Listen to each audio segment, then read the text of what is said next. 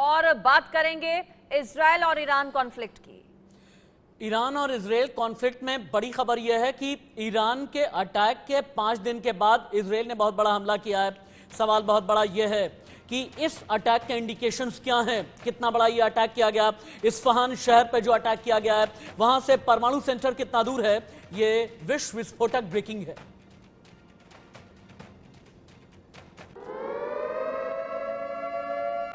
तो इजराइल ने ईरान पर बड़ा हमला किया है। देखिए, बदले की कार्रवाई शुरू कर दी है इजराइल ने और अमेरिकी मीडिया की ओर से बहुत बड़ा दावा किया गया है। ईरान के इस्फहान में हमला किया गया है। इस्फहान में ईरान का परमाणु सेंटर भी है, बताया जा रहा है। ईरान के खिलाफ इजराइल की ये बड़ी एयर स्ट्राइक।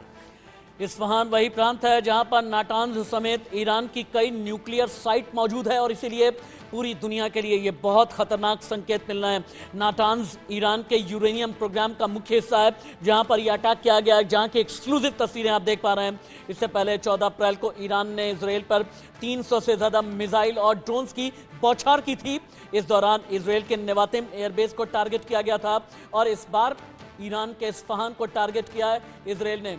इजराइल की तरफ से चौतरफा चूंकि चुनौतियां हैं, इजराइल की चुनौती हमस है, हिजबुल्लाह है, हुती विद्रोही हैं, लेकिन आज की तारीख में ईरान सबसे बड़ा चैलेंज बनकर के उभरा है। जो दर्शक अभी अभी इंडिया न्यूज़ के साथ ट्यून इन हुए हैं उनकी जानकारी के लिए बता दें, ईरानी अटैक के 5 दिन के बाद इजराइल ने जवाबी हमला किया है। परमाणु ठिकाने वाले इस्फहान में धमाके किए गए हैं। एयर डिफेंस को सिस्टम को पूरी तरह से एक्टिव कर दिया गया है। कई फ्लाइट्स डाइवर्ट हैं और कहा यह जा रहा है कि इजराइल और भी हाई इंटेंसिटी के अटैक करने वाला है। बिल्कुल, और आशीष जी ने जिक्र किया 13 और 14 तारीख का, लेकिन एक बार और पीछे मैं आपको लेकर चलती हूँ। 1 अप्रैल जब सीरिया में ईरान के दूतावास पर हमला किया गया था और बदले की कार्रवाई से जरूर हम कह रहे हैं, लेकिन शुरुआत इसकी इजराइल की ओर से ही की गई थी। इजराइल की ओर से ही पहले हमला किया गया था ईरान के दूतावास पर और उसके बाद 13 और 14 अप्रैल के दरमियान काउंटर अटैक किया गया ईरान की ओर से।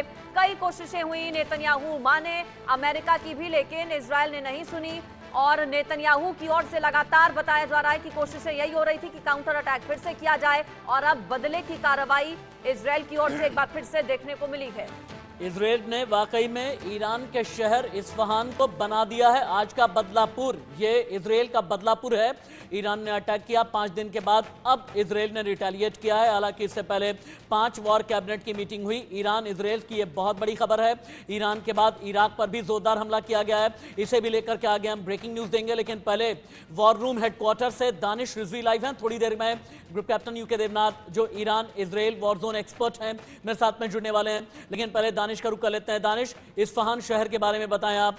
शहर में जहां पर हमला किया गया है इजराइल की तरफ से, न्यूक सेंटर वहां से कितने दूर है, यूरेनियम सेंटर वहां से कितना दूर है, ये ईरान के लिए कितना बड़ा जोल्ट है? जी हाँ, 1 अप्रैल को जो एक चिंगारी लगी थी उसके बाद 13 अप्रैल को वो शोरों में तब्दील हुई। अब जो पूरा मिडल ईस्ट वो धधकने वाला है, यानी कि विश्व युद्ध के आसार धीरे धीरे बढ़ने वाले हैं, क्योंकि इजराइल ने 120 घंटे के बाद ईरान के एक बड़े शहर पर, इस्फहान पर जिस तरीके से ताबड़तोड़ अटैक किए हैं, उससे कहीं ना कहीं ईरान इस वक्त बौखलाया हुआ है और वो बार बार ये कह रहा है कि अब इसकी बहुत कड़ी अगर मैं गलत नहीं हूँ दानिश रिजवी, तो तेहरान और मशाद के बाद मेरी जानकारी में इस्फहान सबसे बड़ा शहर है। ये तेहरान से कितनी दूरी पर है? क्या इस्फहान वही शहर है जहां पर मिलिट्री रिसर्च सेंटर भी है ईरान का?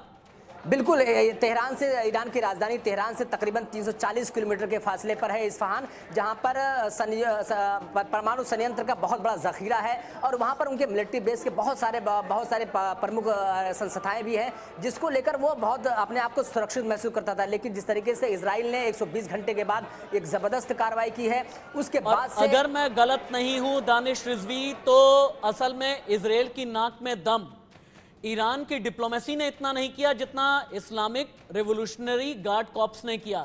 वही इस्लामिक रिवोल्यूशनरी गार्ड कॉर्प्स जिन्हें कभी हमास का सहारा मिला, कभी हिजबुल्लाह ने उन्हें समर्थन दिया, हुती विद्रोहियों को भी खाद पानी देने वाले ये जो ईरानी गार्ड कॉर्प्स हैं, क्या इनका भी मुख्य अड्डा इस्फहान शहर में ही है? क्या इन्हीं के अड्डों को टारगेट करके निशाना बनाया गया है? बिल्कुल, इजराइल इस वक्त आज जितना ज़्यादा ईरान से खौफजदा, उससे कहीं ज़्यादा IRGC से ज़्यादा खौफजदा है, क्योंकि IRGC जिस तरीके से हमास को अंदरूनी खैमे से सपोर्ट करता है, उसके बाद हूती खैमे को सपोर्ट करता है, उसके बाद हिजबुल्लाह को सपोर्ट करता है, कहीं ना कहीं इजराइल इससे बहुत ज़्यादा परेशान है। इसी वजह से लगातार वो IRGC को आतंकवादी संगठन घोषित करने की लगातार मांग भी करता रहा है। और कल जिस तरीके से अमेरिका और ब्रिटेन ने 16 ईरान के बड़े चेहरों को प्रतिबंधित किया है और 2 कंपनियों को प्रतिबंधित किया है, उसका एक चलिए ठीक है दानिश, आप बने रहिए क्योंकि इस पूरी खबर से जुड़े कई अपडेट्स हैं, वो भी बता देते हैं। यूके देवनाथ सर भी हमारे साथ जुड़ गए हैं।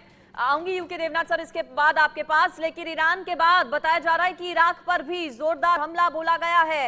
इजराइल ने इराक के बगदाद में अटैक किया है।